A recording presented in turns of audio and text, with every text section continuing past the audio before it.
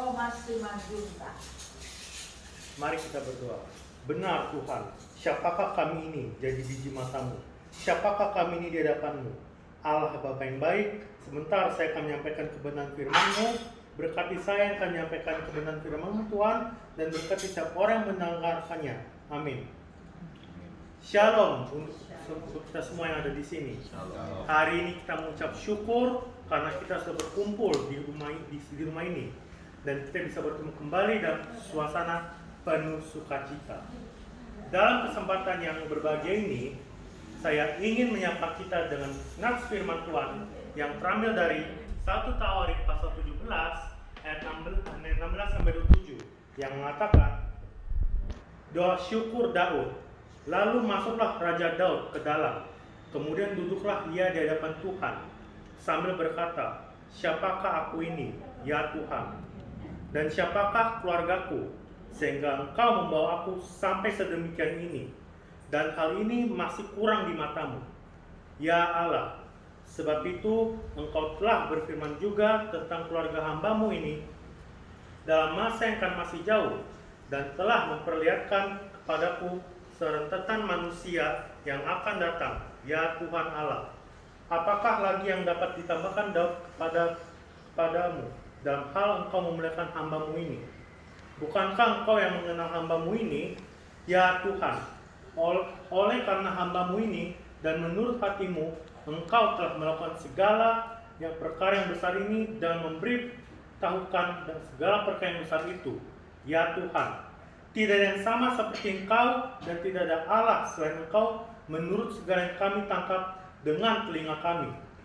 Dan bangsa manakah di bumi seperti umat-Mu Israel, yang Allahnya pergi membebaskan menjadi umatnya untuk mendapat nama bagi-Mu dengan perbuatan-perbuatan yang besar dan dahsyat, dan dengan menghalau bangsa-bangsa dari depan umat-Mu yang telah Kau bebaskan dari Mesir. Engkau telah membuat Israel menjadi umat-Mu untuk selama-lamanya, dan Engkau, ya Tuhan, menjadi Allah mereka. Dan sekarang, ya Tuhan, diteguhkan untuk selama-lamanya janji yang Kau ucapkan mengenai hamba-Mu ini dan mengenai keluarganya, dan lakukanlah yang Kau janjikan itu. Maka nama-Mu akan menjadi teguh dan besar untuk selama-lamanya, sehingga orang berkata, Tuhan semesta Allah. Allah Israel adalah Allah bagi orang Israel. Maka keluarga hamba-Mu Daud akan tetap kokoh di hadapan-Mu. Sebab Engkau, ya Allahku, telah menyatakan kepada hamba-Mu ini bahwa Engkau akan membangun keturunan baginya. Itulah sebabnya hamba-Mu telah memberanikan diri untuk memanjatkan doa ke hadapan-Mu. Oleh sebab itu, ya Tuhan, Engkaulah Allah dan telah menjanjikan perkara yang baik ini kepada hamba-Mu. Kiranya Engkau sekarang berkenan memberkati keluarga hamba-Mu ini, supaya tetap ada di hadapan-Mu untuk selama-lamanya. Sebab apa yang Kau berkati, ya Tuhan, diberkati untuk selama-lamanya. Saudaraku yang terkasih,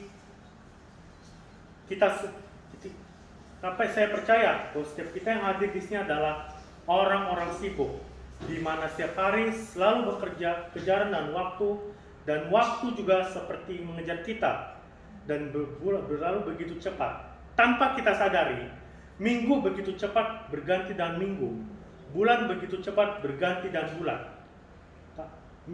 Saat ini kita sudah berada di bulan ketiga di penghujung akhir tahun 2022. Mungkin sekitar 2,5 bulan lagi, maka tahun 2022 akan berganti menjadi tahun 2023. Berlalu begitu cepat dan kita melewatinya tanpa bisa memutar waktu untuk kembali atau merubahnya. Ini menunjukkan bahwa kita sangat tidak berdaya dan lemah di hadapan Allah. Nats yang telah kita baca tadi adalah perikop mengenai doa syukur Daud. Daud duduk di hadapan Tuhan yang telah menyatakan bahwa ia mempunyai rencana besar dan kekal atas Daud. Pertanyaan ini membuat Daud merasakan betapa kecil dan tak berdayanya dirinya di hadapan Allah. Daud gentar atas kedaulatan Tuhan. Sekali saya katakan, Daud gentar atas kedaulatan Tuhan. Ayat 16 mengatakan, Lalu masuklah Raja Daud ke dalam. Kemudian duduklah di hadapan Tuhan sambil berkata, siapakah aku ini, ya Tuhan Allah, dan siapakah keluargaku, sehingga Engkau membawa aku sampai sedemikian ini. Perikop ini merupakan respon iman Raja Daud ketika mendengar firman yang disampaikan Tuhan melalui Nabi Nathan terhadap kerinduannya membangun bait Allah yang telah ditolak oleh Allah. Bisa kita baca pada ayat 3, 4, 11, dan 12 yang mengatakan, tetapi pada malam itu juga datanglah firman Tuhan pada Nathan. Demikian, pergilah, katakanlah kepada hambaku Daud, beginilah Tuhan, bukankah engkau yang akan mendirikan rumah bagiku untuk didiami? Selanjutnya ayat 11 dikatakan, apabila umurmu sudah genap untuk pergi mengikuti nenek moyangmu, maka aku akan membangkitkan keturunanmu yang kemudian salah seorang anakmu sendiri, dan aku akan mengokohkan kerajaannya. Dialah yang akan mendirikan rumah bagiku, dan aku akan mengokohkannya taktanya untuk selama-lamanya. Saudaraku yang terkasih, selanjutnya kita tahu dalam 2 Tawarik pasal 3 bahwa Raja Salomo lah yang membangun bait suci Allah. Saudaraku, respon Raja Daud bukan menunjukkan kekecewaan atau pemberontakan atas penolakan Allah kepadanya untuk membangun baitnya. Tetapi sebaliknya, Daud merespon dengan doa syukur dan mengagungkan Allah.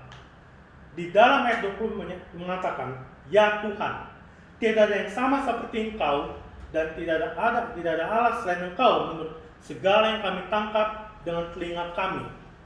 Perikop ini mengajarkan kita bahwa ketika kita berhadapan pada situasi yang tidak sesuai dengan harapan kita, maka penting bagi kita untuk melakukan introspeksi diri. Jangan terlalu cepat menyalahkan orang lain, menyalahkan keadaan yang terjadi, atau menyalahkan waktu yang cepat berlalu.